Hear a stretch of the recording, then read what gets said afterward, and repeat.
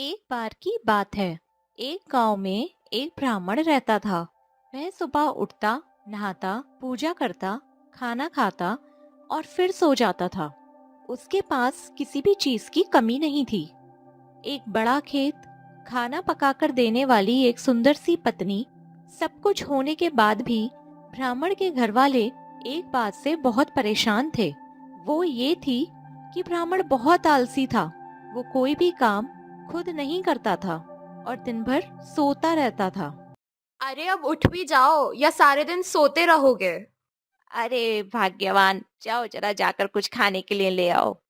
एक दिन बच्चों का शोर सुनकर ब्राह्मण जाग गया और उसने देखा कि उसके दरवाजे पर एक साधु महाराज आए हैं। ब्राह्मण और उसकी पत्नी ने साधु महाराज का स्वागत किया आइए साधु महाराज, हमारे घर में आपका स्वागत है। और उन्हें भोजन कराया। भोजन के बाद ब्राह्मण ने साधु की खूब सेवा की। साधु महाराज उनकी सेवा से बहुत प्रसन्न हुए। मैं तुम्हारी सेवा से बहुत प्रसन्न हुआ हूँ और तुम्हें वरदान देना चाहता हूँ। मांगो, क्या मांगना चाहते हो? मुझे ऐसा वरदान दीजिए कि मुझे कोई काम ना करना पड़े और मेरी जगह कोई और मेरा काम कर दे। ठीक है, मैं तुम्हें वरदान में एक जिन देता हूँ। ये जिन तुम्हारे सारे काम करेगा, लेकिन एक बात की याद रखना कि जिन को हमेशा व्यस्त रखना। अगर उसे काम नहीं दिया तो वो तुम्हें खा जाएगा।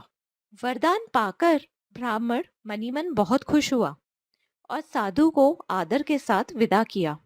साधु के जाते ही वहां एक जिन प्रकट हुआ। हा हा हा। हे ब्राह्मण, मुझे कुछ काम बताइए, वरना मैं आपको खा जाऊंगा। हा हा हा हा।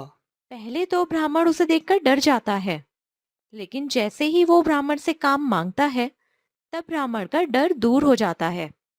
सबसे पहला काम तुम मेरा खेत जोतने का कर दो। ठीक है। जिन वहां से गायब हो जाता है और ब्राह्मण की खुशी का ठिकाना नहीं रहता। कुछ ही देर में जिन फिर आ जाता है। खेत जोत दिया है, अगला काम बताइए। ब्राह्मण सोचता है, ये प्रभु, इतना बड़ा खेत इसने इतनी जल्दी कैसे जोत दिया? जल्दी काम बताइए ब्राह्मण, वरना मैं आपको खा जाऊंगा। अ, अ, ठीक है, जाकर खेतों में सिंचाई कर दो। जिन फिर से वहां से गायब हो जाता है और थोड़ी ही देर में फिर आ जाता है।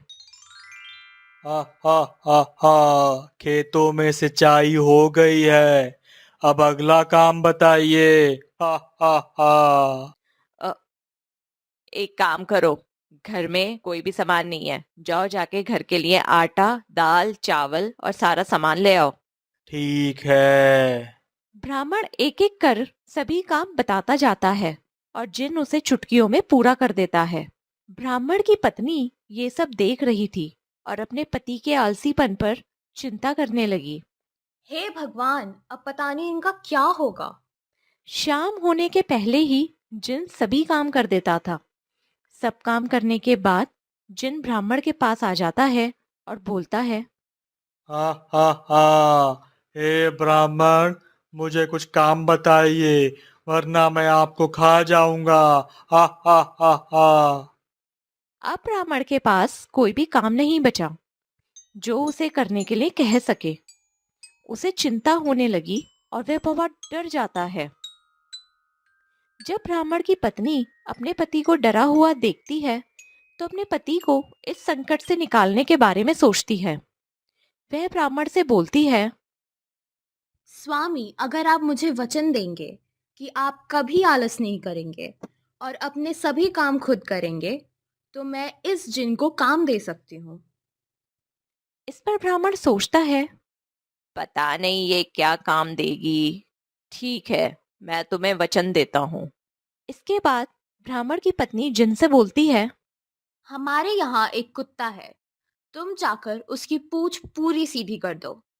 याद रखना, उसकी पूंछ एकदम सीधी होनी चाहिए। ये काम तो मैं अभी कर देता हूँ। हा हा हा हा। ये बोलकर जिन वहां से चला जाता है। लाख कोशिश के बाद भी वह कुत्ते की पूंछ सीधी नहीं कर पाता और हार मान लेता है। हार कर जिन ब्राह्मण के यहाँ से चला जाता है। उस दिन के बाद से ब्राह्मण अपने आलस को छोड़कर सभी काम खुद करने लगता है और उसका परिवार खुशी खुशी रहने लगता है। इस कहानी से हमें ये सीख मिलती है कि हमें कभी आलस नहीं करना चाहिए।